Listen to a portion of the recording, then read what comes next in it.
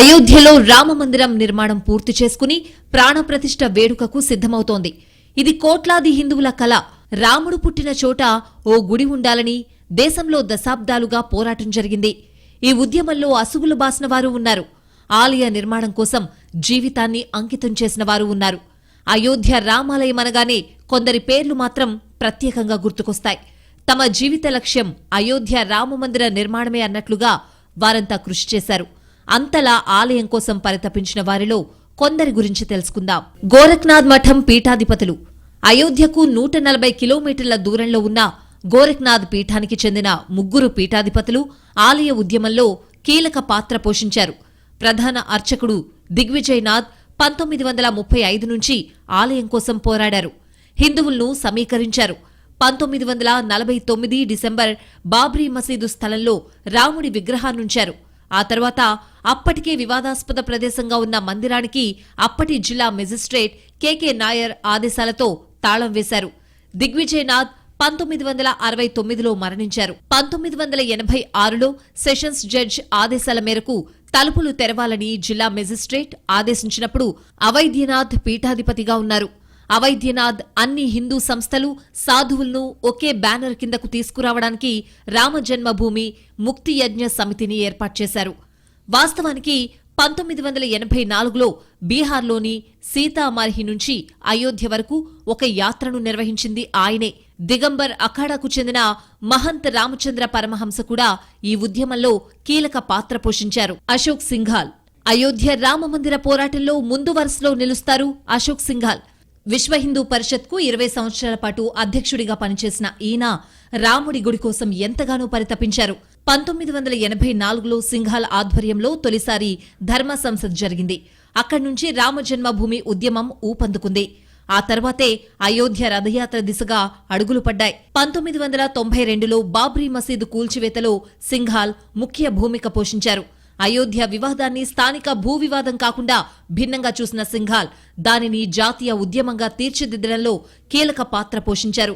ఉద్యమంలో భాగంగా ఎక్కడికక్కడ వందలాది కార్యక్రమాలకు ప్రణాళిక రచించి అమలు చేశారు. రామమందిర ఉద్యమానికి ఇన్ఛార్జిగా వ్యవహరించారు. ఎన్డీఏ టైంలో వాజ్పేయి ప్రధానిగా ఉన్నప్పుడు మందిర నిర్మాణం కోసం నిరవధిక నిరాహార దీక్ష చేపట్టారు. లాల్ కృష్ణ అద్వానీ. అద్వానీ జీవితమంతా రామమందిరంతో ముడిపడి ఉన్నదే. రథయాత్రతో దేశాన్ని కదిలించిన వ్యక్తి ఎల్కే అద్వానీ. బీజేపీ అగ్రనేతగా అందరికీ సుపరిచితమైన ఈ ఉక్కు మనిషి దేశానికి ఉప ప్రధానిగా వ్యవహరించారు. బీజేపీ వ్యవస్థాపకుల్లో ఒకరిగా 3 సార్లు ఆ పార్టీకి అధ్యక్ష బాధ్యతలు నిర్వహించారు. ఆలయ నిర్మాణానికి దేశవ్యాప్తంగా మద్దతు కూడగట్టేందుకు 1990 సెప్టెంబర్ 25న సోమనాథ్ నుంచి అయోధ్యకు రథయాత్ర ప్రారంభించారు. ఈ యాత్ర దేశంలో రామమందిర ఉద్యమాన్ని ఉవ్వెత్తున ఎగిసిపడేలా చేసింది. అద్వానీ రథయాత్రకు దేశం మొత్తం బ్రహ్మరథం పట్టింది. బీజేపీ రాజకీయ భవిష్యత్తుకు కూడా ఈ యాత్రే ప్రాణం పోసింది. రథయాత్రను అడ్డుకున్న అప్పటి బీహార్ ముఖ్యమంత్రి లాలూ ప్రసాద్ యాదవ్ సమీస్తీపూర్ జిల్లాలో అద్వానీని అరెస్ట్ చేశారు. తమ రాష్ట్రం నుంచి రథయాత్ర వెళ్లడానికి లేదంటూ వ్యతిరేకించారు. 2 ఏళ్ల తరువాత 1992లో బాబ్రీ మసీదును కరసేవకులు కూల్చివేస్తున్న సమయంలో అద్వానీ అక్కడే నిర్మించిన తాత్కాలిక వేదికపై ఉన్నారు.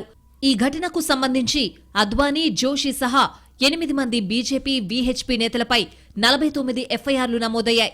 28 ఏళ్ల తరువాత సాక్ష్యాధారాలు లేవంటూ కోర్టు అద్వానీని నిర్దోషిగా ప్రకటించింది. రామజన్మభూమిలో ఆలయం కోసం జీవితమంతా పోరాడిన అద్వానీ కల ఎట్టకేలకు నిజమవుతోంది. రామమందిర ప్రాణప్రతిష్ఠ వేడుకకు అద్వానీకి కూడా ఆహ్వానమందింది. మురళీ మనోహర్ జోషి.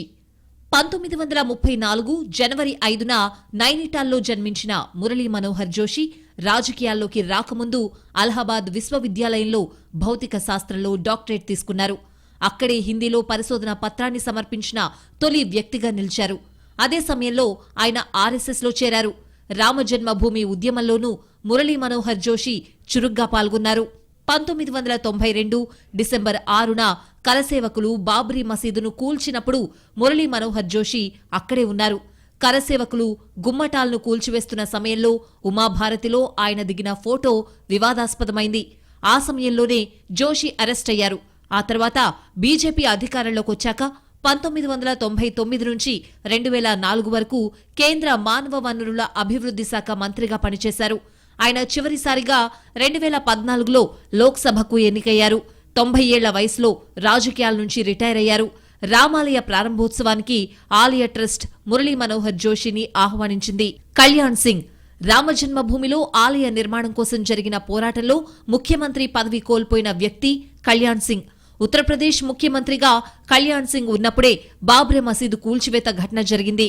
కరసేవకులను కళ్యాణ్ సింగ్ ప్రభుత్వం కట్టడి చేయలేదని, ఉద్దేశపూర్వకంగానే మసీదు కూల్చివేతను అడ్డుకోలేదని ఆరోపణలొచ్చాయి.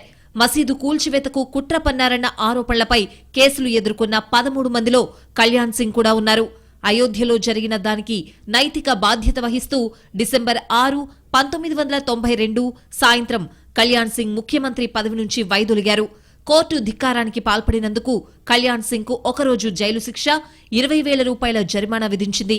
మొదటిసారి కరసేవ జరిగినప్పుడు ఉన్న ములాయం సింగ్ ప్రభుత్వం విచక్షణారహితంగా కాల్పులు జరిపి కరసేవకుల ప్రాణాలను బలి తీసుకుంది.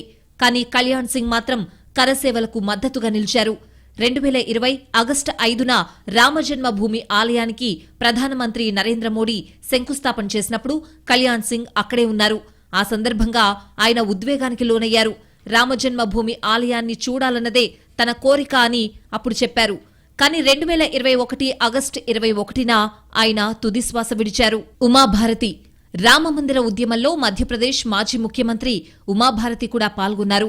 మందిర ఉద్యమంతోనే ఉమాభారతి బీజేపీలో ముఖ్య మహిళా నాయకురాలిగా ఆవిర్భవించారు. ఉమాభారతి తన ఉద్వేగభరిత ప్రసంగాలకు పెట్టింది పేరు. 2003లో ఆమె మధ్యప్రదేశ్ ముఖ్యమంత్రి అయ్యారు.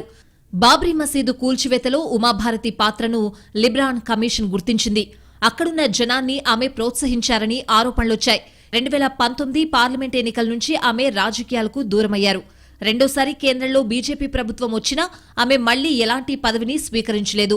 వినయ్ కతియార్ అయోధ్యలోనే పెరిగిన వినయ్ కతియార్ 1984లో బజరంగ్ దళ్ ను స్థాపించారు. ఆ తర్వాత వీహెచ్పీ యువజన విభాగంగా బజరంగ్ దళ్ మారింది. రెచ్చగొట్టే ప్రసంగాలతో తరచూ వివాదాల్లో ఉండేవారు వినయ్ కతియార్. బాబ్రీ మసీదు కూల్చివేతలో తన పాత్ర ఉందని బాహాటంగానే చెప్పుకునేవారు. బాబ్రీ మసీదు కూల్చివేత కేసులో 31 మంది నిందితుల్లో కతియార్ కూడా ఉన్నారు. ఫైజాబాద్ లోక్సభ నియోజకవర్గం నుంచి 2 సార్లు పార్లమెంటుకు ఎన్నికయ్యారు. 2012లో రాజ్యసభకు ఎన్నికైన 2018 వరకు సభ్యుడిగా కొనసాగారు. బీజేపీ ప్రధాన కార్యదర్శిగా బాధ్యతలు నిర్వహించారు.